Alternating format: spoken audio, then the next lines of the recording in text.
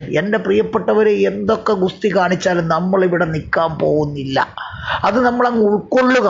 എന്നിട്ട് എന്നും നമ്മൾ പ്രഭാതത്തിലെണീറ്റ് പ്രാർത്ഥിക്കുന്ന കൂടെ പറയണം, കർത്താവേ, നശ്വരമായ ഈ ലോകത്തിൽ ഞാൻ എപ്പോൾ വേണമെങ്കിലും വിട്ടിട്ട് നിൻ്റെ കൂടെ വരേണ്ടവനാണ്.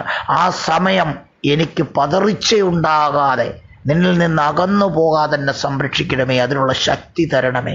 നീ എന്നെ ഏൽപ്പിച്ച എൻ്റെ കുടുംബം, എൻ്റെ ജീവിതം, എനിക്ക് അവിടുന്ന് തന്നിരിക്കുന്ന സമ്പത്തുകൾ, വസ്തുക്കൾ, വകകൾ, എൻ്റെ ആരോഗ്യം, എൻ്റെ അവയവങ്ങൾ സർവ്വതും നിൻ്റെ ദാനമാണ് കർത്താവേ.